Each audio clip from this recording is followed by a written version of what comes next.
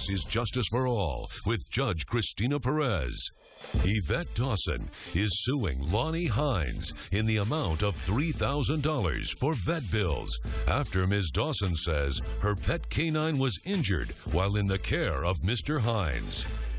All rise. Court is now in session. The Honorable Judge Cristina Perez presiding. Please be seated. All parties have been sworn in, Your Honor. Thank you, Bernard. Ms. Dawson, I understand we are suing today over something that happened to your doggie. Is that correct? Yes, Your Honor. That's her? Him, Kimba. I can turn him around so you can see him. Hi, Kimba. Oh, he's so cute. Okay, tell me what happened. Well, Your Honor, I've known the defendant, Lonnie, since forever.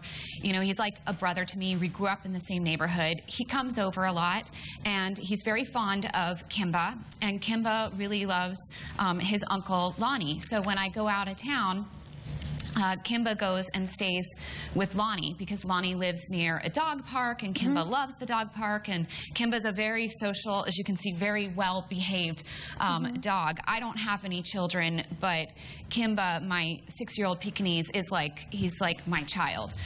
So I trust him at Lonnie's house when I go out of town. So I went away on a business trip about 7 months ago, and I asked Lonnie if Kimba could stay with him. And Lonnie was like, of course. You know, it's no problem. My house is like a second house to Kimba. Like, you don't even need to ask. How many times have you taken care of Kimba prior to this one situation? Well, she's had Kimba for 6 years. I've probably had, on an average, at least once a month. Oh, really? Okay, yeah. So he's completely familiar with you? Yeah. Who you are? Yeah, the home, my home is Kimba's home. Okay, but you go out with him? Sure.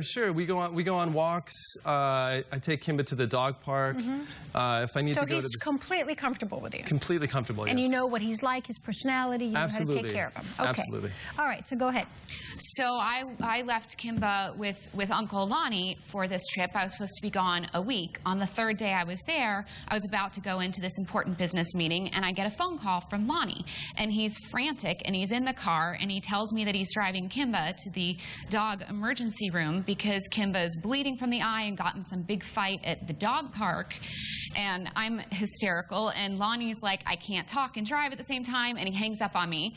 And meanwhile, I have to go into this meeting, and I'm petrified about my baby. I sit through the whole meeting in shock, and I call as soon as I get out, which was about an hour later, and you know, I thought maybe Lonnie would be a little calmer and have more details, and he was a little calmer, but he was really nervous, and he said he was at the vet clinic, and Kimba was in surgery, and he told me what happened was they went to the dog park, and that there's some sketchy dog of some mixed breed that's apparently always there that I never knew about.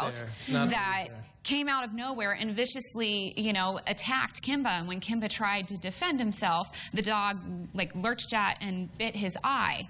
So Kimba's bleeding and whining and crying, and Lonnie scooped him up and took him to the ER clinic. Lonnie, why don't you tell me what happened on this particular day?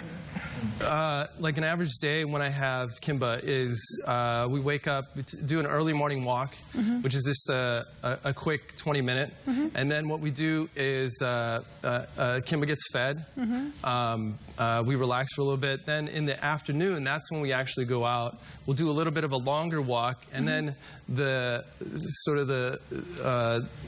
benefit of the walk or whatever is that Kimba can go to the dog park and play and have fun, because Kimba loves to, a very social dog, and loves to hang out with other dogs. So that's where. So you've been Kimba to this dog park before? I've been many times. And you know the other people that go there, you know the other dogs? There's a lot of regulars that go there. This person... So he was used to going to this place? Absolutely. To the dog park? Yes. And he recognized the other dogs? And... Yes.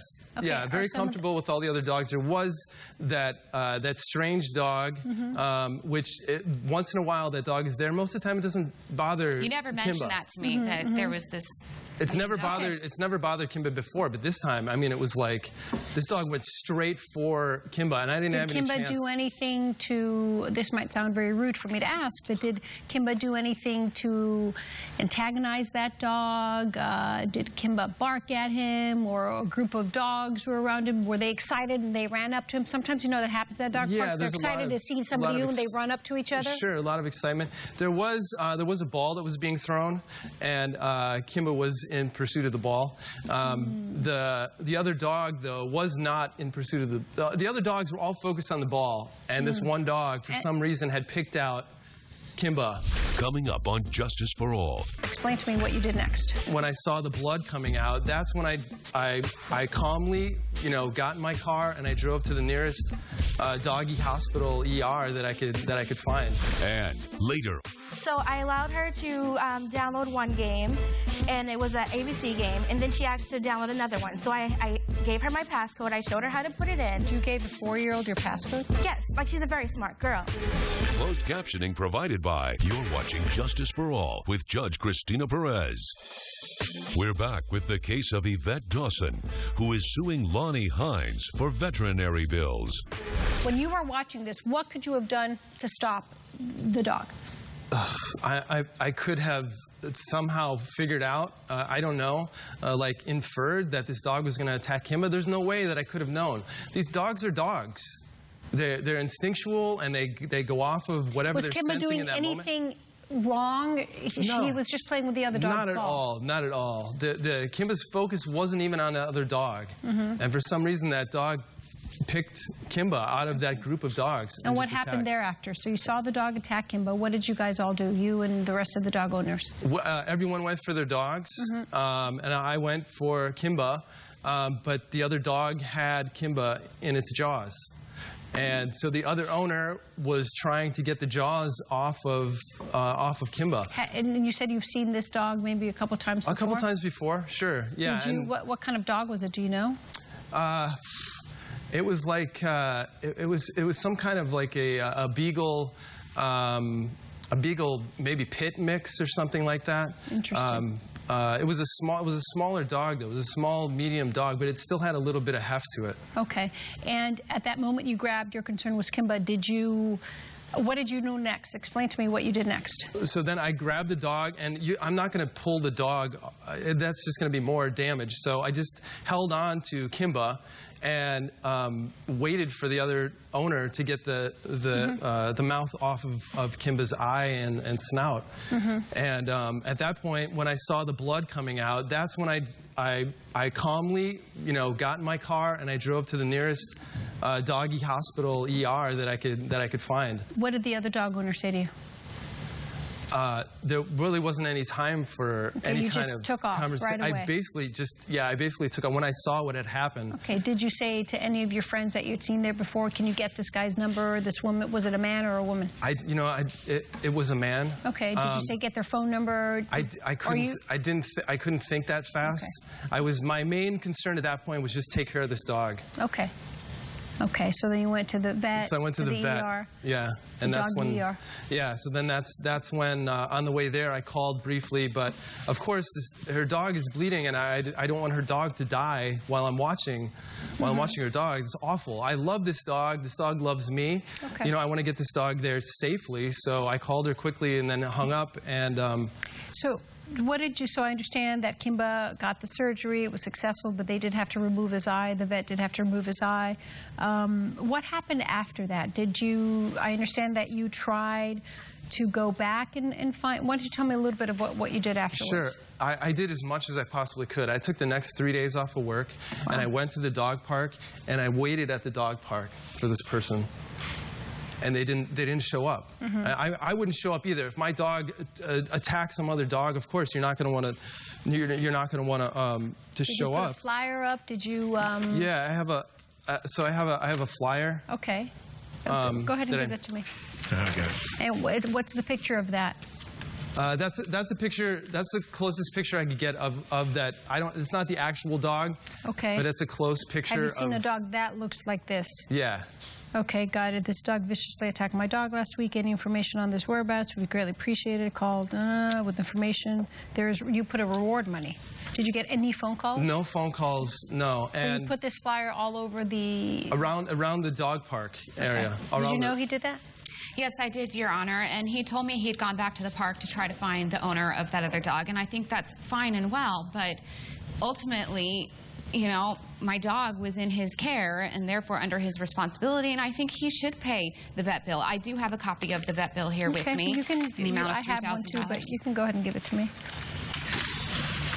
And I think, you know, while Kimba's my child, I do know that, like, under law, pets are not considered children. They're considered property. And when you borrow someone's property, you know, you return it as you received it. And Kimba came back to me and was damaged. And, I mean, lost an eye. And I understand that you were very supportive of him trying to find the owner of the dog initially. Yes, of course, Your Honor. Of course. Yeah, because that's the person who's truly responsible, right? Ultimately, but he because here's the thing, I have to do an analysis and I have to ask myself, did the defendant fail to act reasonably in any way? What did he do on this day that was different than any other day? Was he careless? Was he not watching the dog? Did he know that there was a vicious dog? Should he have kept Kimba away from the dog park? What did he do?